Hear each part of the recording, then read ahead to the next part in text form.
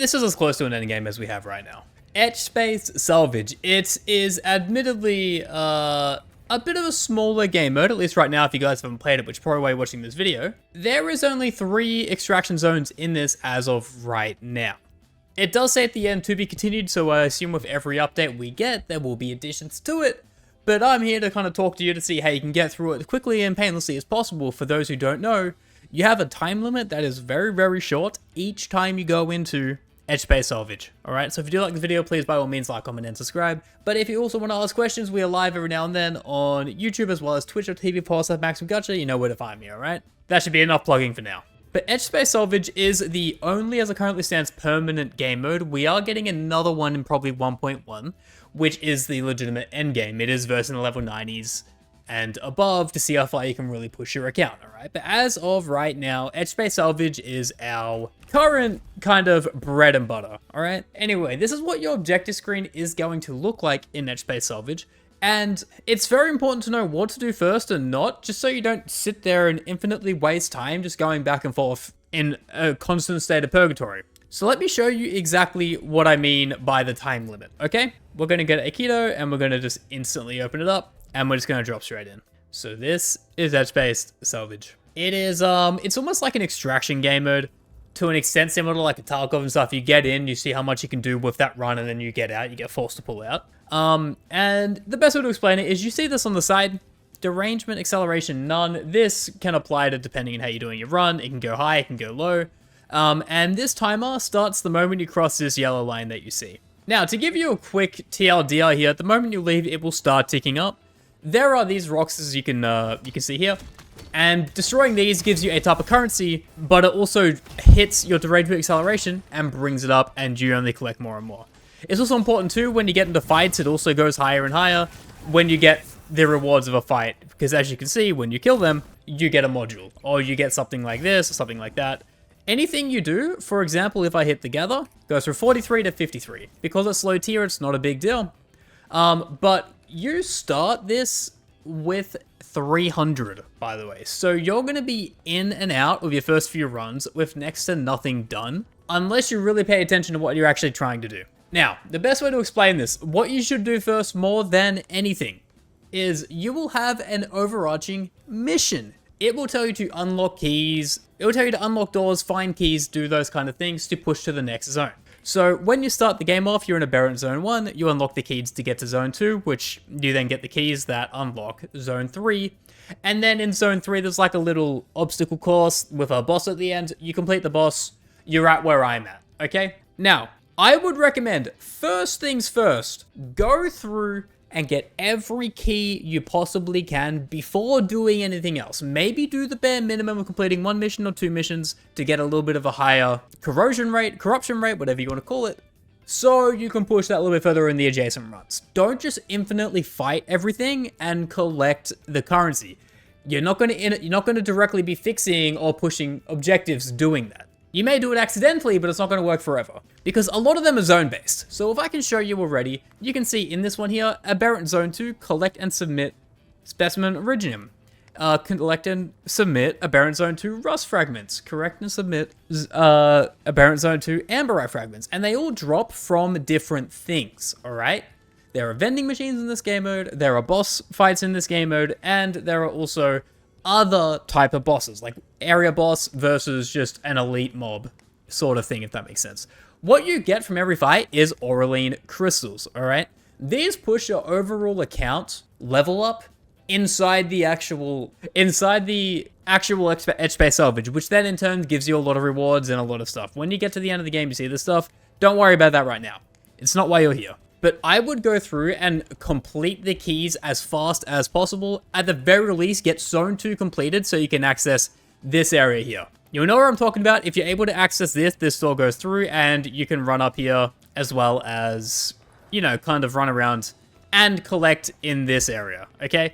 This area is important because most of the stuff that you will do that will be able to push your account further in this game mode is in Aberrant Zone 2. Alright, after you farm the keys, get to at very least Zone 2, what you want to be doing to make this as painless as possible is collecting the zip lines, alright? All zip lines are locked by default. When you get close to them, they automatically unlock. and they connect everything together. All right, and I'm being serious when I mean that. What you might want to do to save yourself a lot of time and pain is label them what exactly they are, so you know where to go and exactly what it is when you have a mission, for example, that is only in Zone 2, Zone 3, Zone 1, what have you. So as you can see here, I have a lot of Zone 3, granted they are finished, but for the sake of the video, this one isn't. Get Delta Aguilos in Zone 3. That's going to be the vending machines. So we need to get to Zone 3.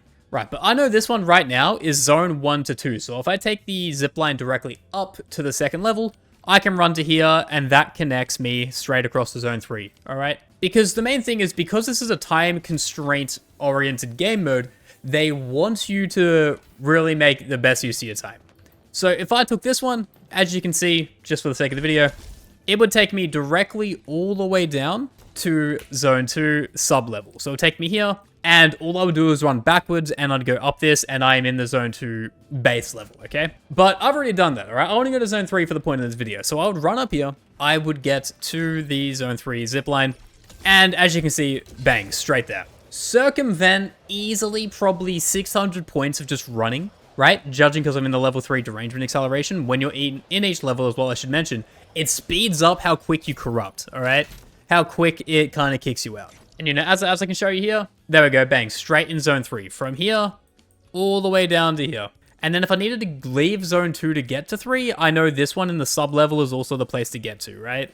So it really would benefit you to actually map them out, put tabs on the zip lines, because it will just make life easier in the future, because this game is not gone once 1.0 is finished, by the way. This is permanent. They're going to extrapolate on it, add more things. Just start making notes of them, where they are, how to get to them, because you can speedrun everything you need to do and pretty much do most of all, if not all, your main missions in one hit once you get past like 1,000 derangement capacity. That would be a big piece of advice from me. Also, just for the sake of it, let's kill this guy here. And look, you should be able to tell from the type of the enemy you're versing, they give you a specific type of drop. So it's good to know where the main bosses are. This is one of them. All right, we'll get through and kill him. We'll show you exactly what he drops. All right, there we go. We're nearly done. There we go.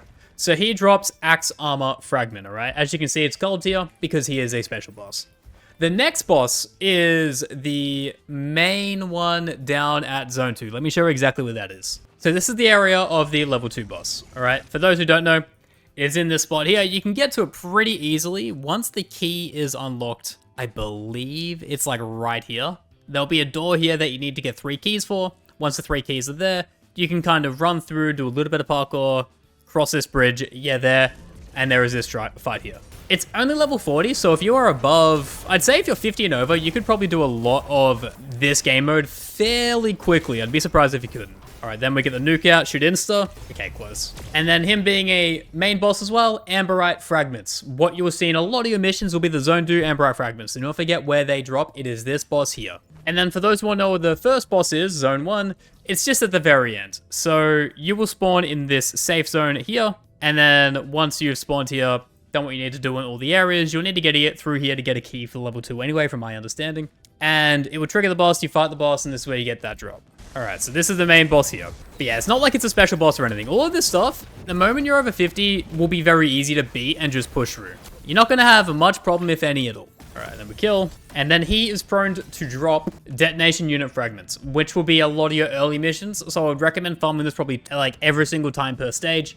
Don't forget to do that, alright? Because you got to make the most of your time here, because you're not here for a long time, you're here for a good time. Now, I beat those bosses essentially borderline instantly. 10-second, 15-second fights at most. I did all 3 in a single run, but even then, with ziplines being used, it still took about 1,200, give or take. I think 1,100 before I started yapping. So, you need to bear in mind, you might need to pick and choose which ones you need to get to, but nonetheless, you need to farm them regardless. It's the only real way to advance. And it's also worth noting what certain things give you, okay? So for example, things on the ground, the packages, you have different colors that corroborate the different zones. As I mentioned, we are in Zone 2, but there's also, you know, Zone 3 and Zone 1. Different colors in all of them. When you open these up, you receive aberries. You get aberries in Zone 2, which you will need for objectives. You will see these safes, these kiosks. Whenever you open them, they will give you actual statuettes or statues, depending on who it is. And that matters because no matter what, whenever you see what I just opened, let me find another one so I can actually open it without ruining it. I just fell off the map. So you can see it right here, this one. When opening these, ignore that. When opening these, it is always a statue no matter what. So keep in mind, if you see a type of statue in an objective, let's say gold statuette Wolfguard, we know that's the zone 3 kiosk, all right? So in zone 3, you need to find the exact looking object like this. They usually drop between 2 and 3 depending on your luck. Each area has bosses, which you can see Rust Fragment there. So if we fight and defeat enemies like this, we will be getting their boss fragment, okay? Which, once we embarrassingly get this done, because it is taking too long, you will see there will always be a purple drop. This will always be a Rust Fragment. You also get common modules, don't worry about them. Not exactly something you get for a direct return. On the missions, that is. So always keep in mind the elite bosses dropping the weapon material, and then the actual zone boss, which will drop the big one, the Amberite. Now, there is one more I haven't touched yet. It is the specimens. The specimens drop from what you can see here, vending machines, okay? These vending machines are, I think it's about 1 per area, maybe 2 in area 1 off the top of my head. But in zone 2 and 3, you only see 1, and they can be a bit of a bitch to get to. This one took a little bit of a puzzle to get done, where you have to move the kiosk here, which then makes this one available to move, which then can bring this across and open up the bridge. Okay, so opening vending machines will always give you specimens, but you can rip it twice, so you usually get between 2 and 4, right? 2 specimens, we collect those. As always, keep a note here, it always ramps your stuff up. For example, vending machines do 40 a hit. When you collect anything in this game, there is a tax of derangement. When derangement hits max, as I will show you soon, it is gone, it is finished. You have to leave. But there we go, we have 4 hits of the specimen there. So that helps for my objective. So now that I have this all completely done, if I remove my face cam here, you can see 6 out of 6 specimen Originium branch completed. I am now 3 short on Rust Fragment. So as I said, the thing we need to farm now is going to be the boss enemies, all right? The elite mobs, not the big head honcho mob, which I will show you where that is. The elite mobs of the area. As you can see here, we've got this guy here. Starts the fight at 9:43, and the more you get into fights, the more the derangement also goes up. So you need to really bear in mind until you get a higher cap, which I believe can sometimes hit around where it gets tolerable, would be about 900. So that might be like 2 missions and zone 1 keys cleared. You'll be able to access them. But I now have another Rust Fragment. I need to keep going. There's another guy down here, which is zone 2 as well. And I should be able to complete my mission. All right, that's 5 out of 6. And to get 1 more before this timer expires. There we go, right at the start of zone 2, there's another boss here. We beat this boss, so we should be chilling. All right, there we go. Beat him, as you can see, drops on Rust Fragment, and I've now completed this one. The only thing I'm short on is Auraline Crystals, which you get from these actual crystals here. So we're just gonna farm these real quick, get them all done.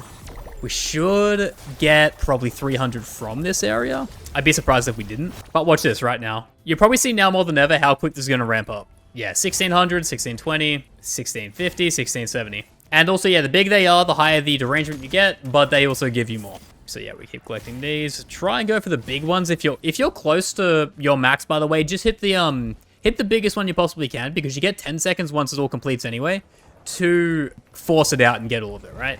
We'll hit derangement here in a second anyway, just to show you. Also, by the way, breaking them doesn't actually destroy your derangement. It's only when you redeem it does. So if you want to break a bunch first before you rip it, you'll be good to go. But as you'll see here from ripping this one, we'll hit max derangement. Yep, and then you get a 10-second cooldown before you kind of get kicked out, all right? You can use this if you wanted to like pre-farm all of the rocks, destroy them all first, and then just run around collecting them all whilst you have that time.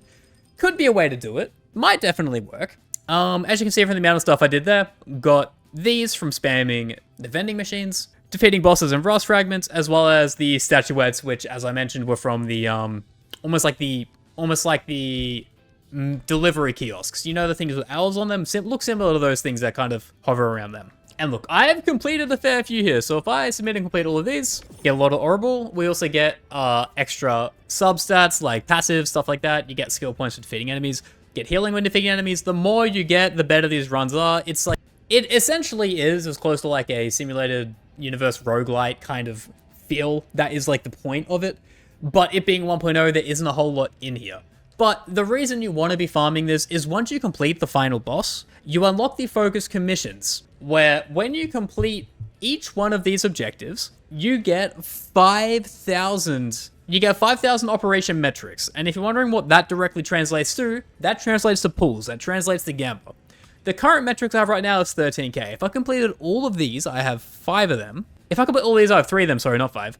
I will have 15k. That 15k goes into my current metrics, so we'd be at 18,000. As you can see here, and you can usually do 1 or 2 of these a week. They're really good for substats. They're really good for farming like ascension materials, weapon materials, that kind of thing, and they do give you a very decent amount. Not to mention there are pools in here. I think in total you do get a temple, 2, 4, 6, 8. You get a temple.